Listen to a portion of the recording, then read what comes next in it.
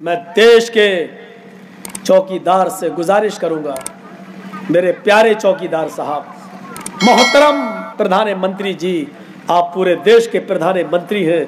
इस देश के एक एक नागरिक की रक्षा आपकी जिम्मेदारी बनती है, आपकी जिम्मेदारी। बड़े विनम्र निवेदन करता हूं आपसे, मौलाना जर्जीस, ईमानदारी के साथ बताइए, आप यहां बैठे हैं, आपका मसलक देवबंदी है कि नहीं? आप देवबंदी मसलक के हैं ना? हम अहले हदीस हैं, आप जानते हैं ना? आपने हमें बुलाया है, ये प्यार है, ये मेरा सबसे बड़ा बड़कपन है कि मौलवी जर्जीस अहले हदीसों का मौलवी नहीं है। मौलवी जर्जीस को अब देवबंदी और बरेलवी और शिया भी अपना मौलवी कहे और ये कहे कि मौलाना जर्जीस अहले हदीस का नहीं बल्कि सारे मुसलमानों का मौलवी है, तो ये मेरे लिए बड़ी खुशी की बात है कि नहीं? इस देश के प्रधानमंत्री के लिए खुशी की बात यह होगी कि उसको पूरे भारत के लोग, हिंदू और मुसलमान, सिख ईसाई, सब ये कहें ये हमारे देश का प्रधानमंत्री है। सिर्फ हिंदू कहे कि हमारा प्रधानमंत्री और मुसलमान ना माने या सिख ना माने या ईसाई नहीं, तो ये देश के प्रधानमंत्री के लिए छोटापन है। देश के प्रधानमंत्री का बड़ापन यह है कि पूरे देश के हर धर्म का आदमी उनको अपना प्रधानमंत्री कहे। मुझे उम्मीद है कि प्रधानमंत्री जी ये नारा लेके उठे थे, सबका साथ, सबका विकास, सबका विश्वास, वो जीत लेंगे और मुझे उम्मीद है कि पूरे भारत का एक एक इंसान उनको भारत का प्रधानमंत्री दिल से मान लेगा। लेकिन जो नारा लगाया था उस नारे में वो पहले पूरा उतरेंगे तो हाँ, वो यहूदी कहने लगा अमीरुल मोमिनीन आप हैं, तो मुझे दो तीन बातें बताइए। कहा क्या आपने खाना बनाने के लिए क्यों कहा था? हजरत उमर ने कहा जब तूने मेरी दास्तान सुनी, जब मैंने तेरी दास्तान सुनी तो मैंने सोचा कि एक यहूदी एक मजूसी परेशान है। उमर तू कैसे खा रहा है, तुझे नींद कैसे आ रही है?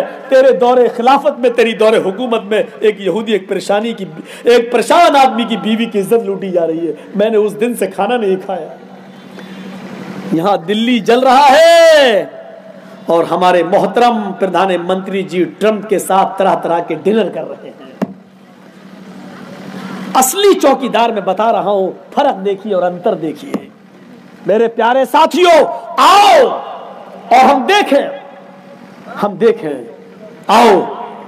मैंने भूखा था इसलिए मैंने कहा खाना लगाओ, ये मैंने आज खाना खाया। जिस दिन से तूने मुझे दास्तान बताई उस दिन से मैं भूखा था, मुझे खाना नहीं खाया गया। कहा अमीरुल मोमिनीन, किसी आदमी की कटी हुई गर्दन देखकर और मरी हुई लाश देखकर इन्ना लिल्लाह पढ़ा जाता है आपके मजहब में, लेकिन आपने अल्हम्दुलिल्लाह क्यों पढ़ा? फरमाया ऐ यहूदी सुन, मैंने इसलिए अल्हम्दुलिल्लाह पढ़ा क्योंकि जब तूने सुनाया कि कोई आदमी आता है बड़ा पावरफुल है, तो मैंने सोचा पावरफुल होगा तो या तो मेरा बेटा होगा या मेरा कोई रिश्तेदार होगा।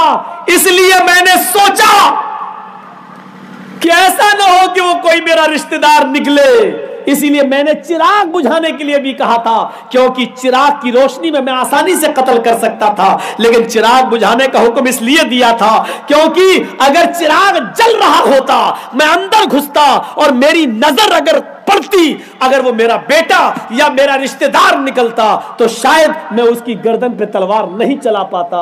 इसलिए कि ये मेरा रिश्तेदार है और या मेरा बेटा, तो फिर मैं ले देकर तुझे भी बिठा के उसको बिठाकर कुछ ले दे के मामले को रफा दफा करने की कोशिश करता। इसलिए मैंने सोचा चिराग बुझ जाएगा तो मुझे पता नहीं चलेगा कौन है, इसलिए मैंने अंधेरे में वार किया। फिर मुझे फिक्र हुई कि देखें मरने वाला कौन है। जब चिराग चला मैंने उसकी गर्दन कटी हुई देखी, उसको इधर उधर किया, मोड़ा तो देखा तो अल्हम्दुलिल्लाह मैंने इसलिए कहा क्योंकि न वो मेरा बेटा निकला न मेरा, कि यहूदी भी परेशान, एक मजूसी को भी तकलीफ नहीं हुई। रिश्तेदार बल्कि वो कोई मुसलमान भी नहीं है, बल्कि मरने वाला, कत्ल होने वाला भी कोई यहूदी है। एक एक आदमी की फिक्र की जाती थी, एक एक आदमी की इज्जत और आबरू की हिफाजत की जाती थी, एक एक औरत की लुटती हुई इज्जतों को बचाया जाता था।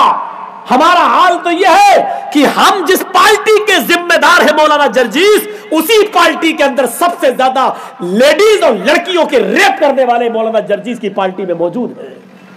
مولانا جرجیس کی پارٹی، نام مت لگانا، کہاں اشارہ ہے مولانا صاحب کا؟ اشارے آپ سمجھ رہے ہیں، ہم سے زیادہ سمجھدار ہیں۔ حضرت عمر ایک ایک عورت کی عزت و آبرو کو بچاتے تھے۔ اور سن لیجئے، اور آخری بات سن لیجئے غور سے، یہی عمر رات کی تاریکی میں دوسری مرتبہ نکلتے ہیں تو ایک اور آدمی کو روتا ہوا دیکھتے، پوچھا کیا بات ہے؟ ارے جا نہ، میں پریشان ہوں، بارش ہو رہی ہے، تو مجھے پریشان کرنے آ گیا؟ نہیں، مجھے بتاؤ، میں تمہارا بھائی ہوں۔ کیا سنو گے؟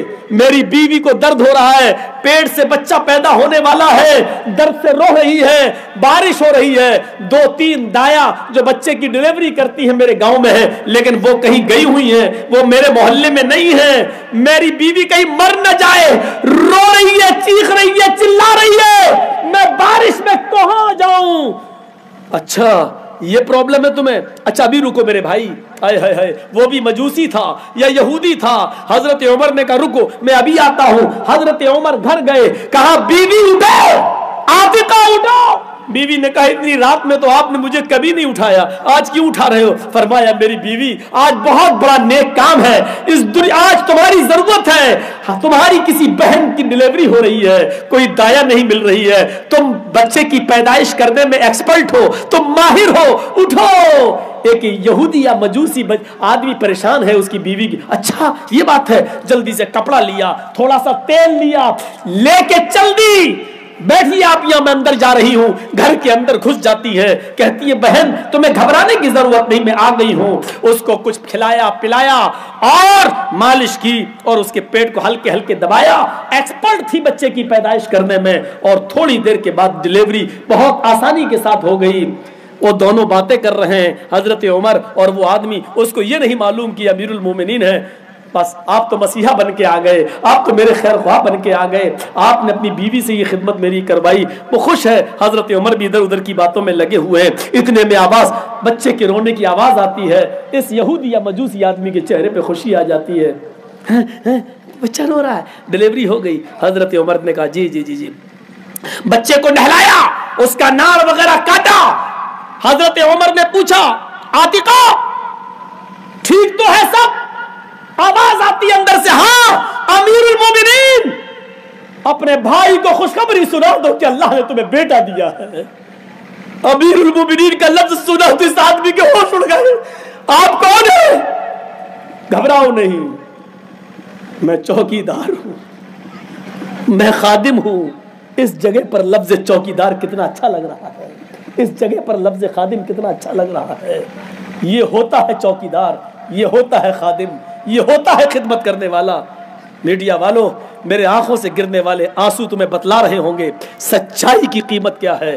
کم سے کم اس دنیا کے لیے تو سب جی لیتے ہیں، مرنے کے بعد آخرت کے لیے بھی کچھ کر لو، اچھا پنیہ مل جائے گا۔ اگر اس دیش کو ہندو اور مسلم کے جھگڑے سے بچا لو گے، اس دیش کو ایک دوسرے کے قتل سے بچا لو گے، جو بھی مر رہا ہے چاہے وہ ہندو مرے یا مسلمان مرے، اتنا یاد رکھنا کہ وہ اس دیش کا ناگرک مر رہا ہے، اور آپ کے عقیدے کے مطابق اس بھارت ماتا کا یا اس دھرتی ماں کا پتر مر رہا ہے۔ اس دھرتی ماں کو اس کے پتر سے جدا مت کرو، اس زمین کی جو ماں کہتے ہو اس کو اس کی اولاد سے جدا مت کرو، بھائی بھائی بن کر رہو۔